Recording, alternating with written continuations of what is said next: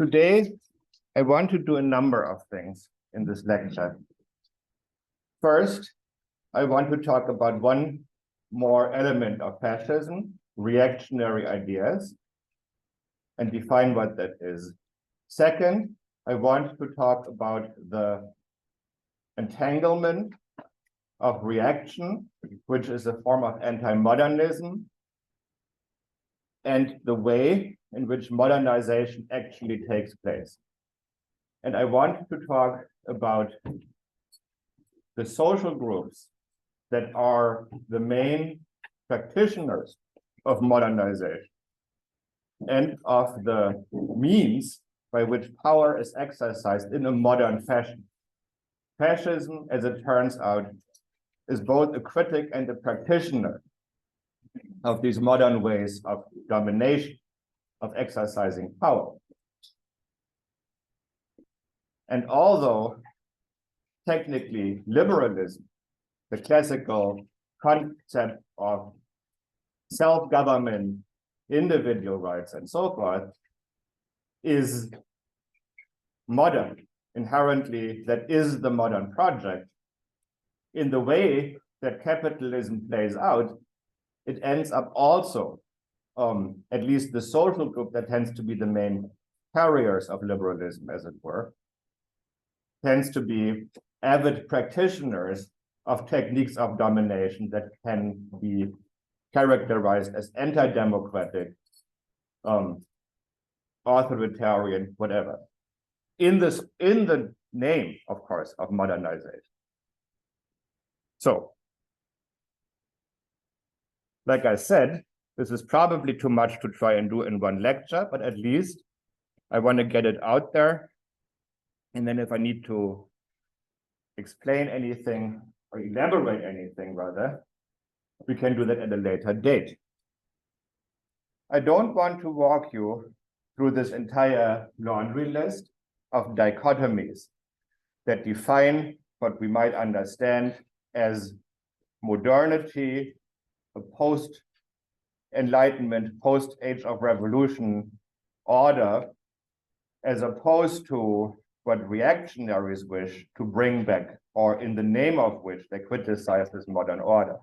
Reaction, of course, is the name the people who want to roll back the French Revolution choose for that political project. So a reactionary is somebody who wants to put the genie back in the bottle when it comes to secularization, individualism, the rule of law, citizenship, self-government, free labor, all those kinds of things. So you get people who are in favor of restoring religious authority, of bringing back or extending forms of unfree labor, or preserving them where they exist, of strengthening patriarchal authority over children, wives, members of the household, and so forth.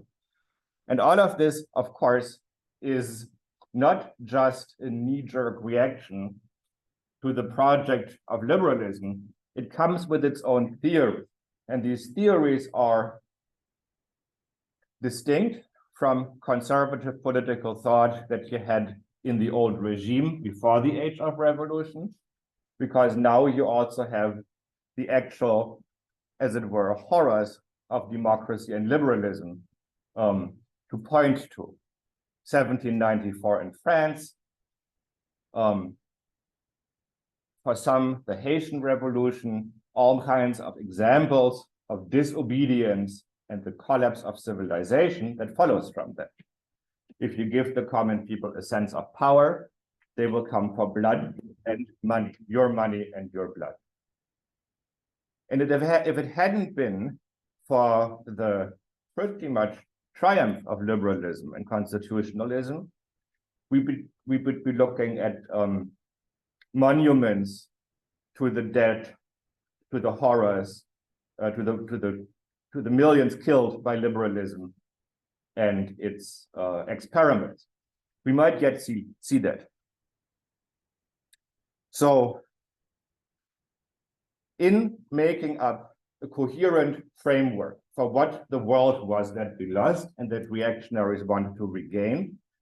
And of course, fascism in many ways are in the same project, although not entirely, with some important distinctions, is an order that is based on nature as opposed to artificiality. Is one that is based on community, where people are bound together by obligation, as opposed to individuals who run around with a sense of rights, entitlements under the laws, but rather where this image of the self is defined by custom and the rights of the self is defined by honor, which is distinct by class, by status, by estate. There is not one common code of honor. It is always specific to the social group. It is, of course, also, unlike the liberal framework of equal rights, heavily gendered, because the honor of a man and the honor of a woman, two entirely different things. There's a sense that to bring reason in science, technology, all these ideas that presume that people have a capacity to understand the world fully by themselves without the help of authorities that explain its inner workings to them. Mostly, of course, the priesthood. And the idea, the reactionary idea that this is a recipe for disaster. There is a residual element at the minimum where you need to have faith that you don't understand how it works, but somebody else does, and they can explain it to you. And that is the basis for political authority.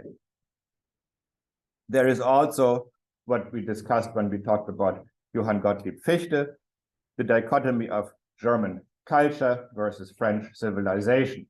These are really just higher order concepts that encompass some of the other things. So in a society based on culture, the faith of the people is rooted in the soil of the land. It belongs to a specific place that people are from and that they recognize as their home. Civilization is universal, and universal is always a bad thing. It is not locally specific. It looks at the land, it looks at the world as a big space, and ideas and power and economics moves through that space and only occasionally touches down in places to wreak havoc. But other than that, is not committed to any particular location. So this is the basic theme, and we'll get to elaborate more on that as we read, for instance, Buruma and Margalit, who discuss Islamofascism. They do a pretty good job of investigating the mind of reactionaries. And of course, their example is Osama bin Laden and his fellow travelers. But I want to go a different route and give you a specific example. Here's a book I haven't assigned, but as far as explanations for German fascism go, it's a pretty unique and important one that doesn't receive enough play. Mac Walker, German Hometowns, Community, State and General Estate, 1648 to 1871. So that time period between the end of the 30 Years' War and the unification of Germany under the Hohenzollern in 1871. Walker describes these many hundreds of towns that essentially enjoyed a republican form of self-government, politically speaking. Whether they were free imperial cities that owed allegiance only to the emperor, who was, of course, a distant, weak figure, as opposed to the territorial lord, or whether they were merely semi-autonomous while technically owing allegiance to a territorial lord, these cities had many similarities in which they governed themselves. One of these was that there wasn't really one single template, but you could say what defines them is the early modern ideal of an intertwined religious, political, and economic order. So it is not a form of collusion and corruption if the mayor is also an important figure in the church, as well as the richest merchant in town. That is rather virtuous. because here you really have all from one source. Of course, the primacy of religion, the rootedness of all economic and political activity in scripture is assumed, and everybody will remind the authorities of that. There is some corrective in there for popular discontent in the name of restoring a proper order based on scripture that sometimes functions to channel economic discontent, like bread riots and so forth. Nevertheless, as a way of organizing a local community, it is relatively stable and flexible, in spite of, or perhaps because of its almost immediate rootedness in the local division of labor. This, for the fans of that order, harmonious local arrangement is dissolved once territorial states, even before the unification of the empire, once territorial states begin, and that includes the empire proper, so it also affects these imperial cities, to make general laws, even before the French Revolution, even before any kinds of citizenship.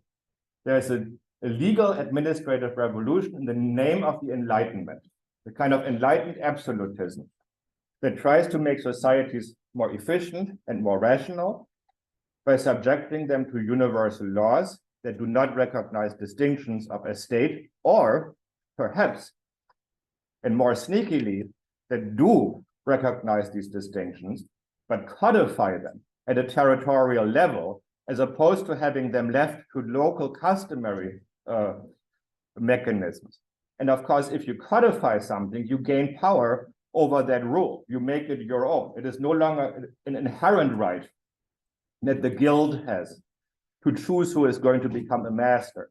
It is now their legal right, but the custom is eternal.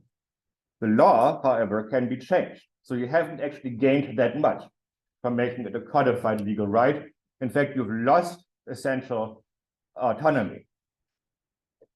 In the same way, general laws and administration have a dissolving function on that local early modern order in many different ways. This then, this establishment of universal administration and law lays the groundwork for capitalist social relations. Because in many situations, what stood in the way of starting a factory and manufacturing goods with wage labor for sale in a market were precisely these old customary privileges that people had, privileges as opposed to rights. The absence of a concept of universal rights that would, in the first place only, establish that you can enter into a relationship as equals to a wage contract. So you can't do capitalism when you have guilds that tell you what you can trade, who you can employ, who is free to take a different kind of job, and so forth. Now, the capitalist social relations thus introduce the dissolution of serfdom,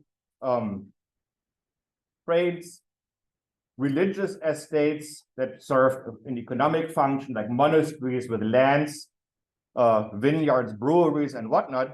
All that stuff was economically disruptive. And it happened in Germany and Central Europe in waves, but there was a big cut after the Napoleonic Wars. And there was, at that point, also another wave of bringing these administrative and legal relations to all the territories of Germany, where it had been fairly it had been very patchy before Napoleon.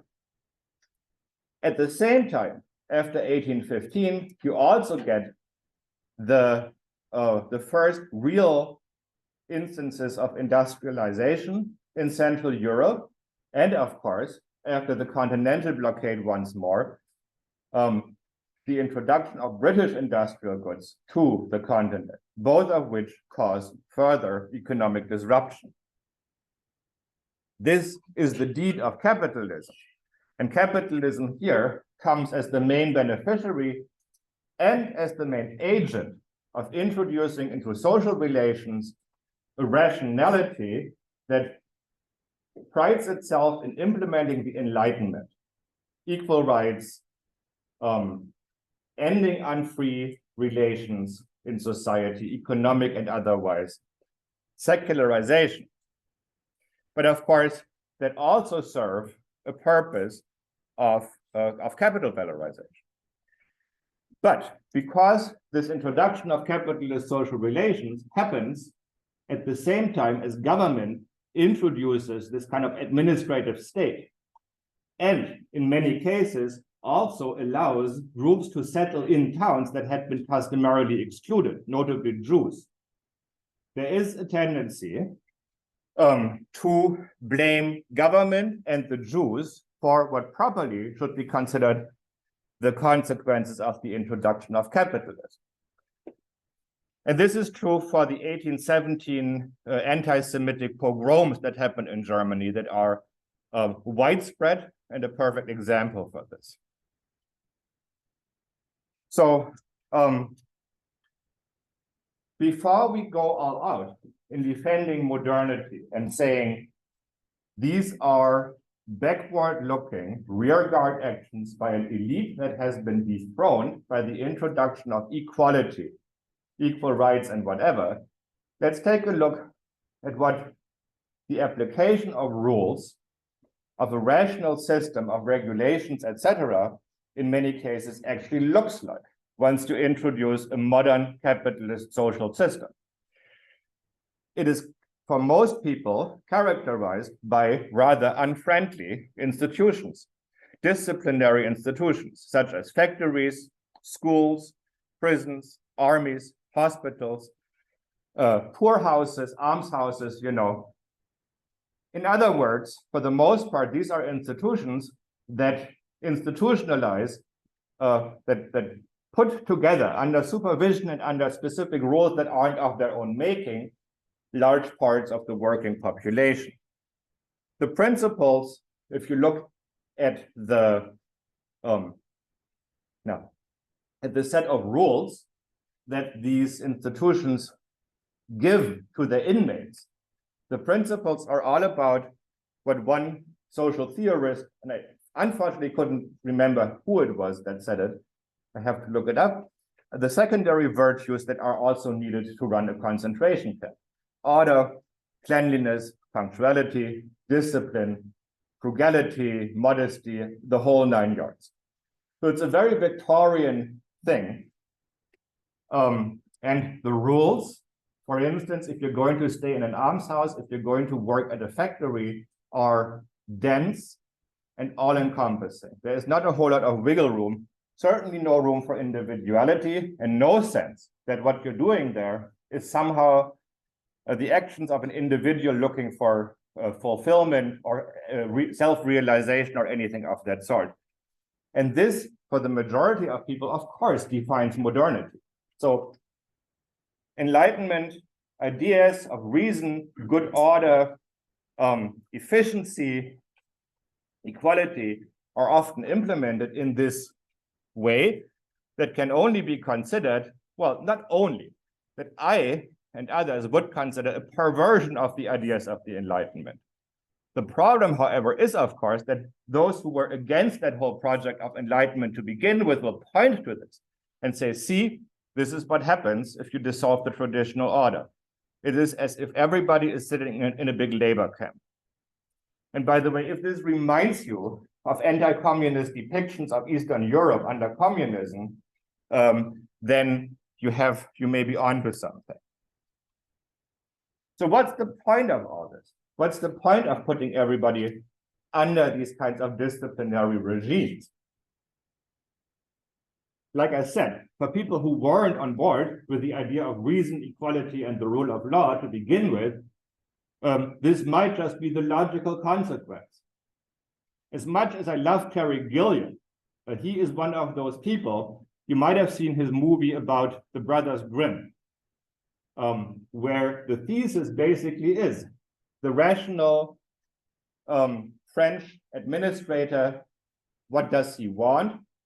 in local German towns, in the forests that they occupy, in the villages, order. He wants order. He doesn't like surprises. He wants things to be straightforward and clear, and people do what they're told and what they're supposed to do. And the fact that there are actual real-life witches in the woods that wreak havoc just doesn't fit into the picture. So, and this is one way of looking at the Enlightenment. Gilliam's Münchhausen movie is another one. I mean, his engagement with German mythology and fairy tales is certainly something. And the product, as far as movies go, is definitely worth watching. But, you know, you can't separate it from a certain openness, playful perhaps, to reactionary ideas.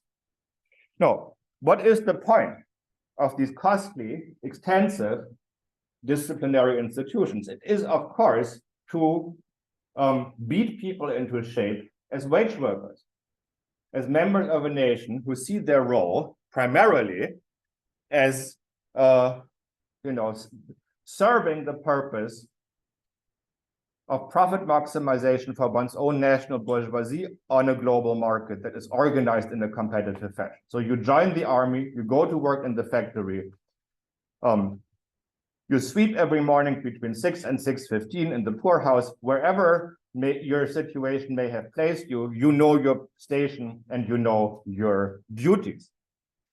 The purpose of this whole exercise in enforcing stability is to protect property.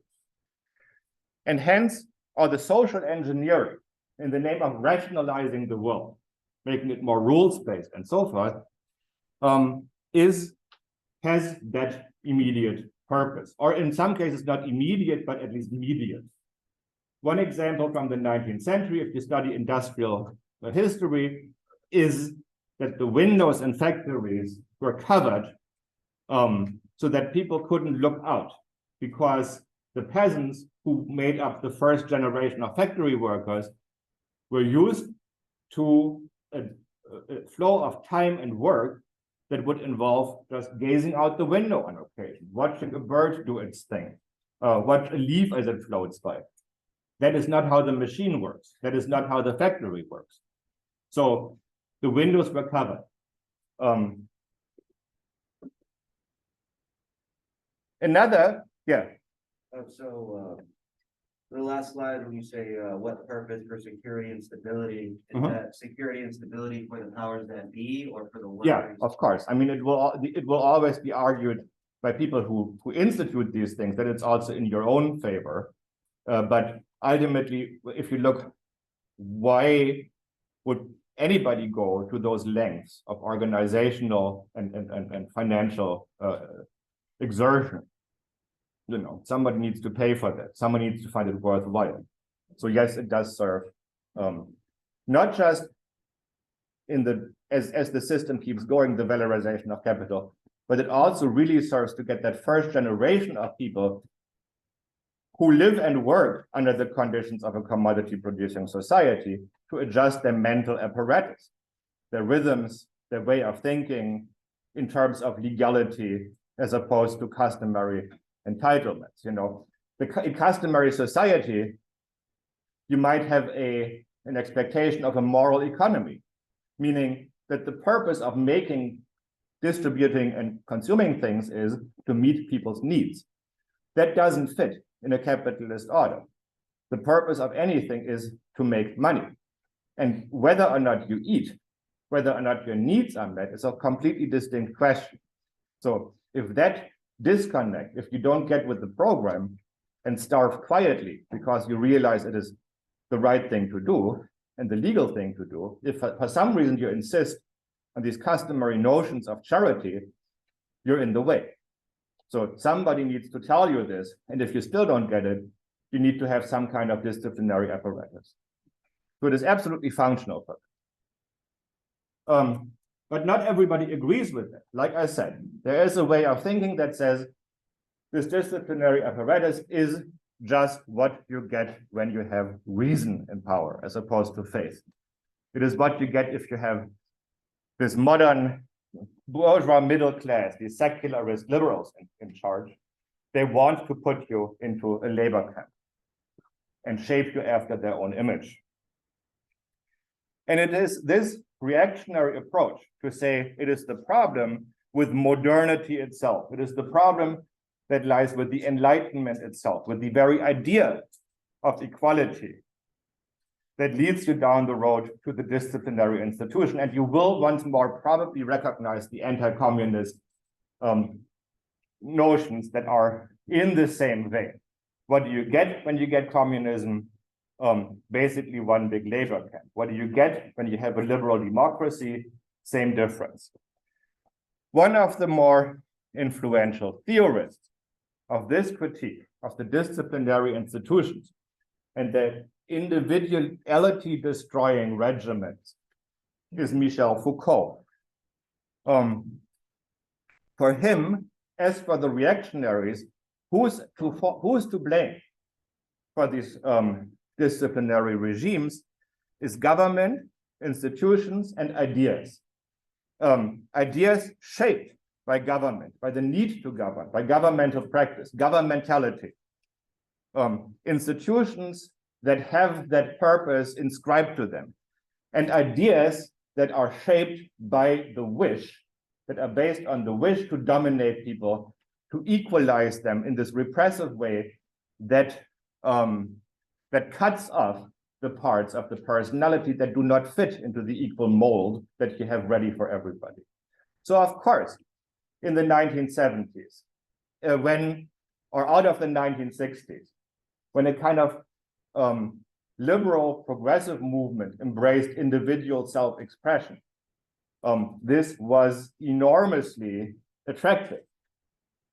The idea that you are going to have the wild undergrowth of your personality trimmed and dangled in shape so that you function in the society for purposes that aren't your own is very much a countercultural idea. But it is also a reactionary idea in the way that Foucault approaches it.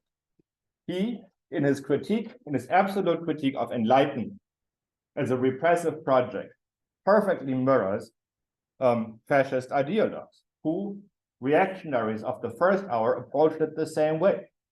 So as a result of that, considering how Foucault and post-structuralism are, the unacknowledged, the sort of processed and fermented substance of the thinking of the liberal educated middle classes in this world today, but especially in the United States, their ideas are full of this.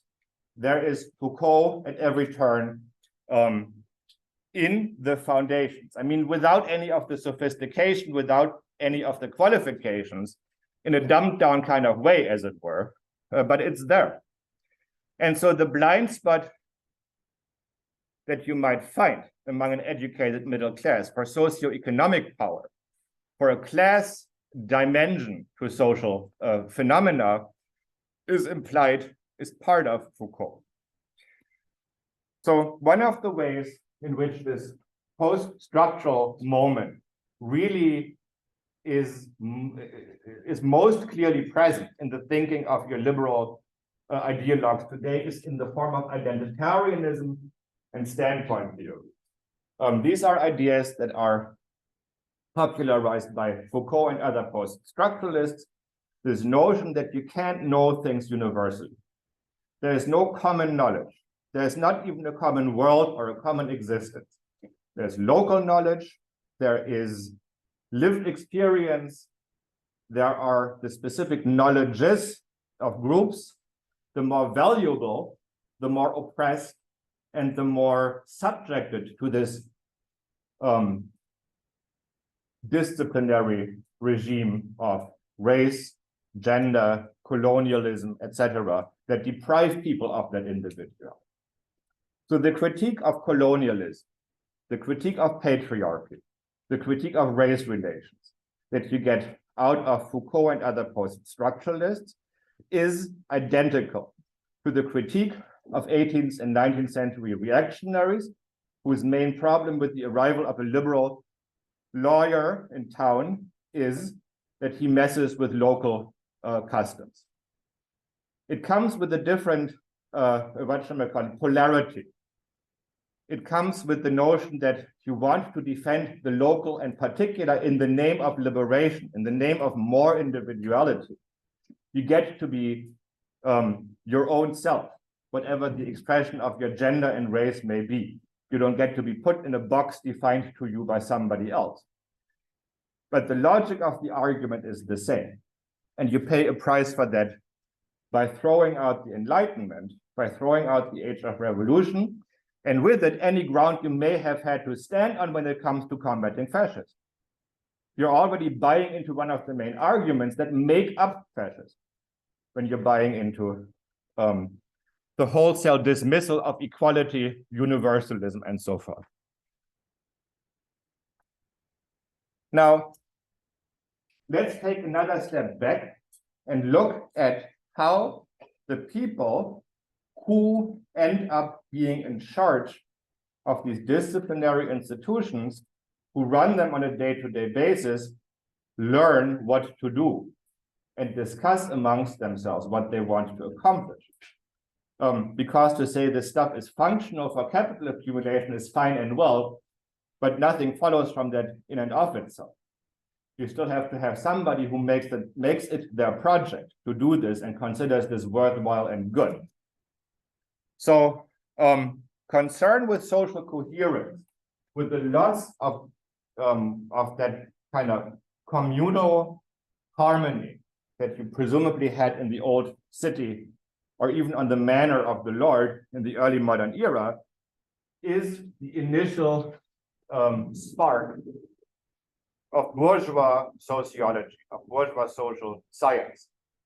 You have, for instance, George Fitzhugh, the theorist of slavery in the United States, and Wilhelm Heinrich Wiehl, whose book about the good peasant versus the nefarious influence of Jewish liberalism defines the field in Germany. So these are people who are saying, what's wrong with this? We used to be in charge of the peasants. Unfreedom is the natural order of things for people. How can we address that loss? What can we do about it? Quickly, this celebration of inequality, this rejection of universal rights, is biologized in the mid of the 19th century. We'll revisit that again when we talk about Al-Qaeda and their way of thinking. When it comes to, medical, criminological, and sociological ideas of racial hygiene and eugenics, to say that part of what is so dissolving about this modern order is all that mixing of people who don't belong together. People used to live where they belong. People used to have a place in a specific community. And now they're all up there wandering the countryside, looking for places to work, migrating here and there, making children together. What is that going to do to the substance, to the stock of the race? Somebody ought to do something about it. How do we sterilize that? Yeah. So, so the bourgeoisie, do they only believe that enlightened ideas only apply to them and no? In some cases, not even that. I mean, when it comes to fascism, and I want to distinguish between the bourgeoisie as the economic ruling class and the middle class that is the practitioners of the social sciences and of the functionaries of these systems of domination. But when it comes to the bourgeoisie, the owners of capital, by the time you get to fascism, they're done with liberal democracy. They're ready for dictatorship and mythology. In spite of the fact, or precisely because they want to modernize their businesses, they want to build faster turbine-powered battle cruisers and whatnot, like you saw with the shipyards and stuff. So that is where you get to Jeffrey Herf, reactionary modernizers. People who want the cake of the technological progress from the Enlightenment and eat it too, so to speak.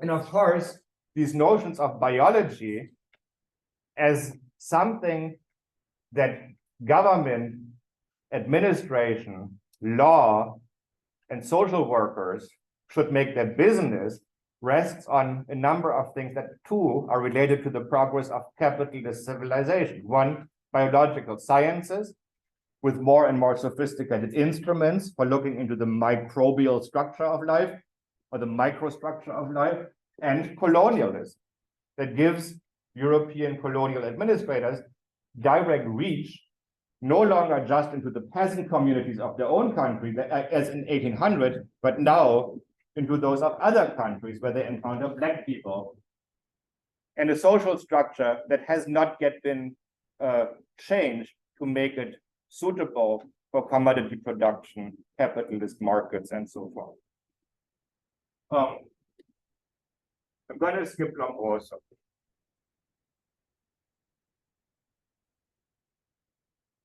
So what you get when you look at the people who make up the personnel for the disciplinary institutions, more often than not, they are increasingly highly trained. They are professionals. They are often university trained, or at least the ones in charge are, and then they train their underlings. They see social conflicts and problems as something that is best solved in a top-down fashion. You develop the solution to the problem, you implement it, and you do that with the less democratic participation by those who you're treating as possible, as little as possible. This is not to be confused with the nefarious notion of stakeholder buy-in, or having focus groups, or having what's the other thing they do? Marketing campaigns. These are all forms of top-down, these are all techniques of domination. Democracy would be an open-ended process that starts with sitting people down and saying, this is yours to shape, what do you want? Or better yet, if you're the one in charge, you're not the one sitting people down to say, what do you want? People get together, decide what they want, and make it happen. That would be democratic. There is not a whole lot of that in these institutions. Think about when the last time was anybody asked you how you wanted this university to be run, for instance, or what its purpose is supposed to be in the first place. So all these institutions clearly bear the mark of class domination. It's middle-class reformers in the interest of the bourgeoisie administering the potentially unruly working-class clients. Ironically then, at the pinnacle of a civilization developed in the name of the Enlightenment, with the full unfettered application of reason and technology to a social structure, you get the recreation of a clerical class, of a priesthood that claims truth and authority, and therefore power, in the name of best practices, the data, and so forth. There are many examples of that, most of which I'm going to skip. But in the 20th century, the story continues. It accelerates even. What kinds of expressions of life, what aspects of the production process of social life are colonized, as it were, by people looking with that middle-class administrator gaze at society, thinking, how do we shape this in ways that make it function better, more rational, less conflict-prone? Much of this comes out of factories. Some of it comes out of colonial practices.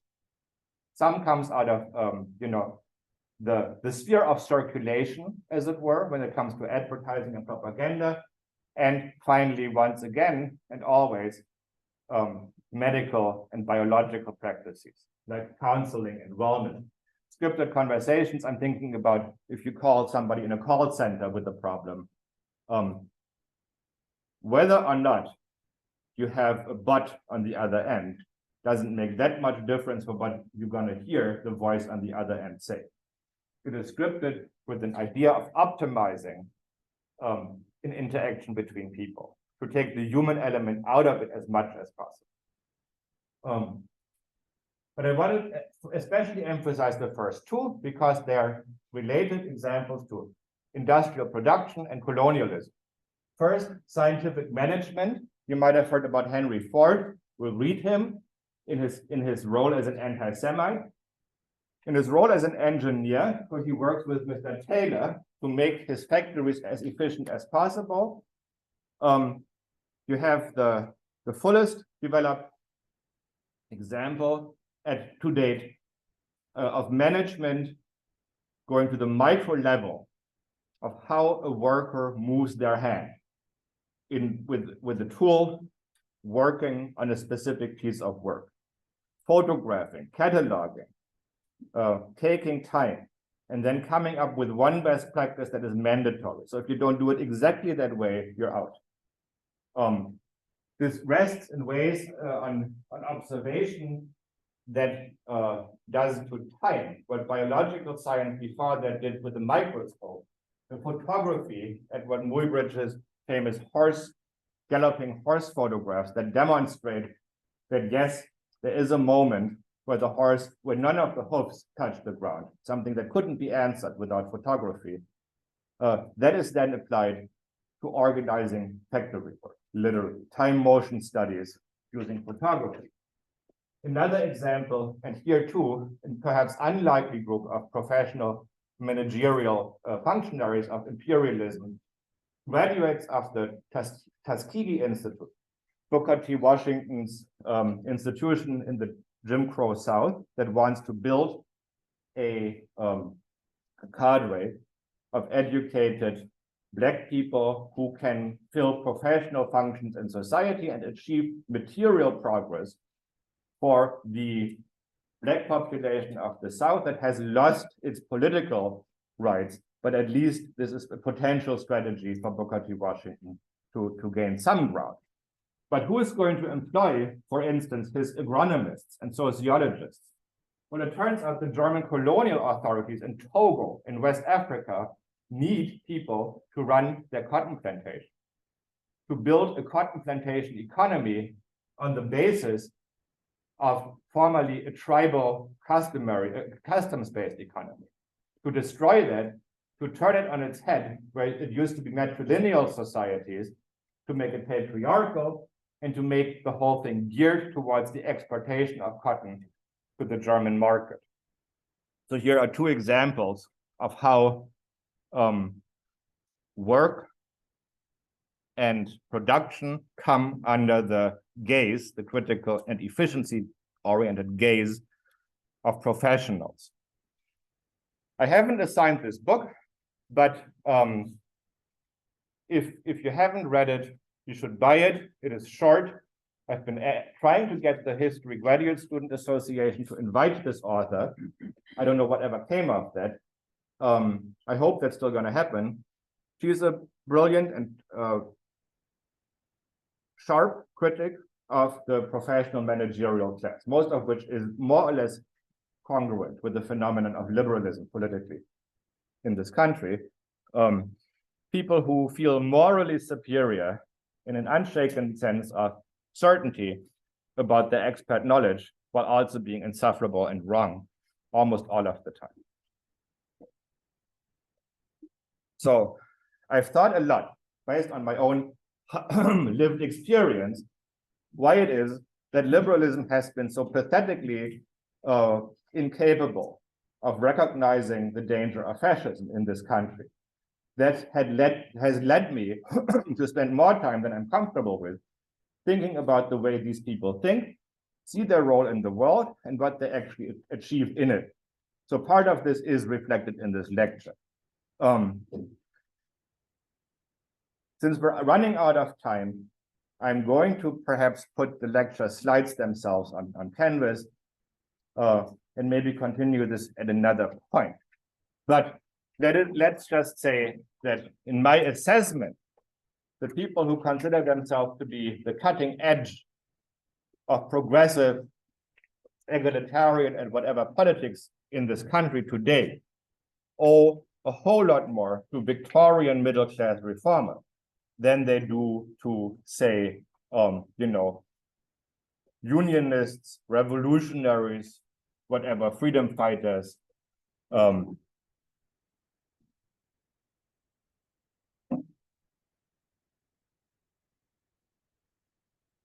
But unfortunately,